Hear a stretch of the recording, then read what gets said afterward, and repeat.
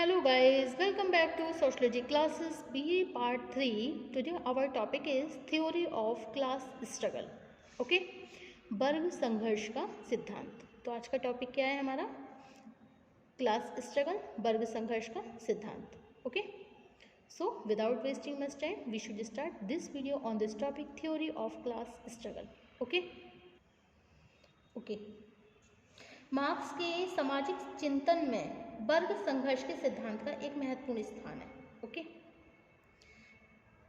Marks ने अपने एक पत्र में स्वयं यह स्वीकार किया कि समाज में वर्गों के अस्तित्व तथा उनके बीच होने वाले संघर्ष को स्पष्ट करना मेरे द्वारा की गई कोई नई खोज नहीं है. मुझसे पहले अनेक इतिहासकारों तथा पूंजीवादी अर्थशास्त्रियों ने भी वर्गों के गठन और उनके ऐतिहासिक विकास का उल्लेख किया था. इसके बाद भी मार्क्स ने यह स्वीकार किया कि मेरा योगदान केवल इतना है कि मैंने वर्गों के अस्तित्व को उत्पादन के तरीकों के ऐतिहासिक विकास क्रम के साथ जोड़कर यह स्पष्ट किया है कि वर्ग संघर्ष का अंत सर्वहारा वर्ग के अधिनायक के रूप में होता है. ओके. इसका तात्पर्य है कि मार्क्स वह पहले विचारक थे जिन्होंने यह स्पष्ट किया कि उत्पादन के तरीकों में होने वाला परिवर्तन वर्गों की प्रकृति को बदलता रहता है. इसके बाद भी शोषक और शोषित वर्ग के बीच संघर्ष का होना एक सार्वभौमिक घटना है तथा यही वर्ग संघर्ष सामाजिक परिवर्तन का सबसे प्रमुख कारण है. मार्क्स ने अपनी सभी रचनाओं जैसे साम्यवादी घोषणा पत्र, दास कैपिटल, फ्रांस में वर्ग संघर्ष तथा राजनीतिक अर्थव्यवस्था की समालोचना आदि में वर्ग की अवधारणा तथा वर्ग संघर्ष की प्रकृति को स्पष्ट किया. इस दृष्टिकोण से यह आवश्यक है कि वर्ग तथा वर्ग संघर्ष के बारे में मार्क्स के विचारों को स्पष्ट किया जाए. ओके. अब नेक्स्ट टॉपिक है हमारा कॉन्सेप्ट ऑफ क्लास, वर्ग की अवधारणा. ओके. साधारणतः वर्ग शब्द का प्रयोग समाज में व्यक्तियों की उन श्रेणियों के लिए किया जाता है जिनके जीवन शैली में समानता होने के साथ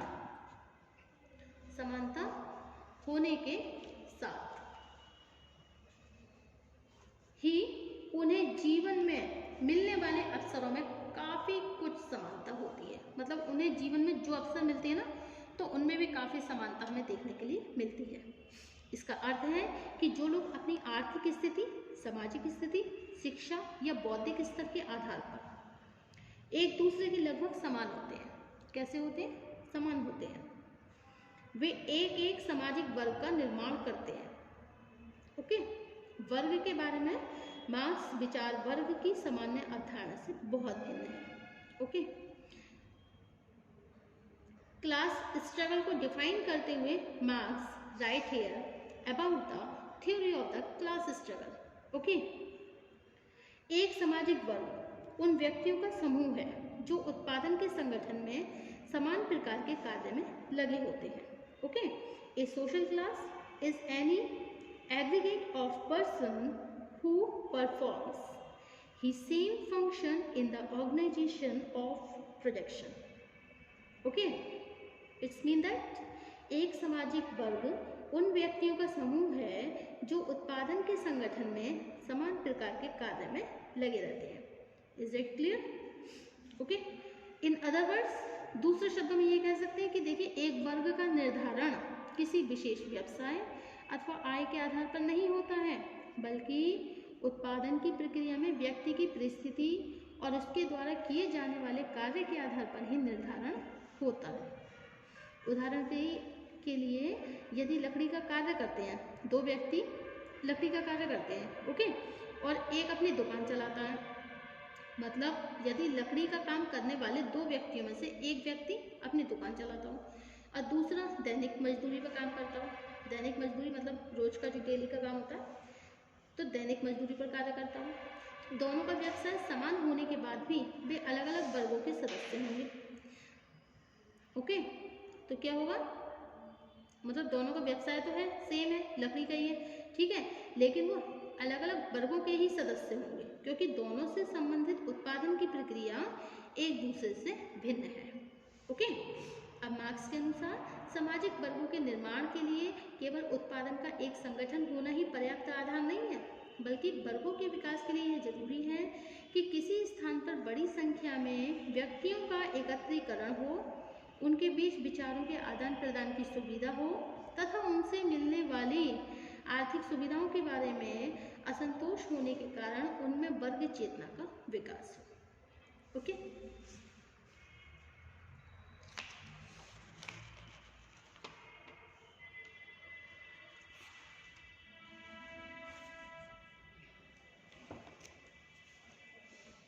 in the word of the marks, marks के शब्दों में देखिए, जहाँ तक जीवन की अनिवार्य सुविधाओं से भी वंचित, जहाँ तक जीवन की अनिवार्य सुविधाओं से भी वंचित उन लाखों परिवारों का प्रश्न है जिनकी जीवन शैली, सामान्य हित और संस्कृति उन वर्गों से भिन्न होती है जिनके साथ उनका निरंतर संघर्ष चलता रहता है, वे निश्चय ही एक पृथक वर्ग का निर्माण करते हैं। दूसरी ओर स्थानीय स्तर के छोटे किसानों के बीच बहुत गहरे संबंध तथा हितों की समानता होने के बाद भी उनके बीच किसी प्रकार की एकता, अभाव के प्रति उग्रता अथवा राजनीतिक संगठन न होने के कारण वे एक वर्ग का ही निर्माण नहीं करते हैं। इस आधार पर मार्क्स ने वर्गों की प्रकृति को 5 आधारों पर स्पष्ट किया है। Okay,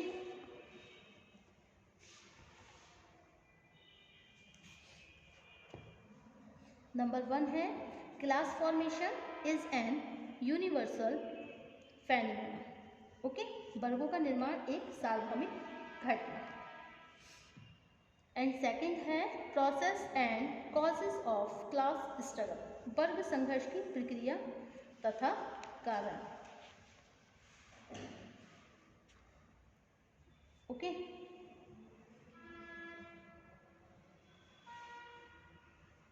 in the word of the Karl Marx, the history of all hitherto existing society is the history of class struggle, free man and slave, partition and plebeian, lord and serf, guildmaster and journeyman, and in a word, oppressor and oppressed stood in contained opposition to one another, carried on an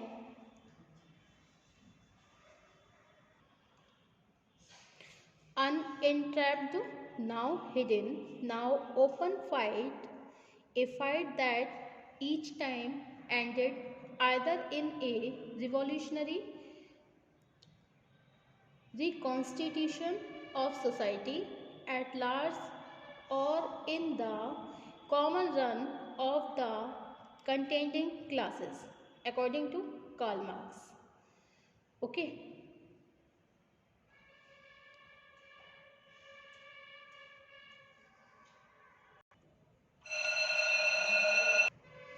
okay, वर्गों का निर्माण एक सार्वभौमिक घटना, class formation is an universal phenomenon. Marks के अनुसार सामान्य रूप से व्यक्ति एक सामाजिक प्राणी है, लेकिन अधिक स्पष्ट रूप से वह एक वर्ग प्राणी, क्लास एनिमल है। ओके, मानव इतिहास के प्रत्येक युग में विभिन्न समूहों द्वारा अलग अलग ढंग से आजीविका प्राप्त करने के कारण मनुष्य पृथक पृथक वर्गों में विभाजित होते रहते हैं। इसी आधार पर अपनी पुस्तक कम्युनिस्ट घोषणा पत्र के आरंभ में ही मार्क्स ने लिखा है कि अभी तक के सभी समाजों का इतिहास वर्ग संघर्ष का ही इतिहास है। ओके, अब नेक्स्ट पॉइंट है आपका वर्ग संघर्ष की प्रक्रिया तथा कारण, process and causes of class struggle. Okay, वर्ग संघर्ष के सिद्धांत में मार्क्स ने सामाजिक वर्ग की अवधारणा तथा वर्ग संघर्ष की सार्वभौमिकता को ऐतिहासिक आधार पर स्पष्ट करने के साथ ही पूंजीवाद वर्ग में वर्ग संघर्ष की प्रक्रिया तथा इसके कारणों को विस्तार से स्पष्ट किया। इस व्यवस्था में थोड़े से पूंजीपति श्रमिकों के एक बड़े वर्ग का मनमाना शोषण कर रहे थे। पूंजी तथा उत्पादन के साधनों पर अपने स्वामित्व के कारण राजनीति पर भी उनका प्रभुत्व इस तरह से बढ़ने लगा कि राज्य के कानून भी उन्हीं के पक्ष में थे। ओके, उनके इस सिद्धांत से संबंधित प्रमुख दशाओं को एक क्रम में निम्नांकित रूप से समझा जा सकता है। ओके, नंबर 1 है संपत्ति का महत्व, importance of property, and second है सर्वहारा वर्ग का विकास, development of proletariat, and third है आर्थिक शक्ति से राजनीतिक शक्ति का प्रादुर्भाव, emergence of political powers from economic power. Okay, and next है वर्गों का ध्रुवीकरण, polarisation of classes. Okay, and next पूंजीपति वर्ग द्वारा अतिरिक्त मूल्य का संचय, accumulations of surplus value by the capitalist, and number 6 दरिद्रीकरण में वृद्धि। Okay, increasing pauperization। Okay, and number 7 है श्रमिकों में अलगाव, alienation among proletariat, and number 8 वर्ग एकता में वृद्धि, increase in class solidarity, and next है आपका क्रांति, रिवॉल्यूशन, एंड नंबर 8 पॉइंट है सर्वहारा वर्ग का अधिनायक, डिक्टेटरशिप ऑफ द प्रोलेटरिएट। ओके, इस प्रकार मार्क्स के शब्दों में साम्यवादी क्रांति के भय से पूंजीपतियों को कांपने दो, सर्वहारा वर्ग के पास खोने के लिए अपनी बेड़ियों के अतिरिक्त और कुछ भी नहीं है, जबकि जीतने के लिए उनके सामने पूरी दुनिया पड़ी है। ओके, इस प्रकार अपने वर्ग संघर्ष के सिद्धांत में मार्क्स ने यह स्पष्ट किया कि वर्ग संघर्ष पूंजीवादी व्यवस्था की अनिवार्य दशा है तथा इसी से व्यक्तिगत संपत्ति, राज्य के प्रभुत्व को समाप्त किया जा सकता है। वर्ग संघर्ष से ही एक ऐसे वर्ग रहित समाज की स्थापना हो सकती है जिसमें प्रत्येक व्यक्ति का समाज की प्रत्येक वस्तु पर स्वामित्व होगा।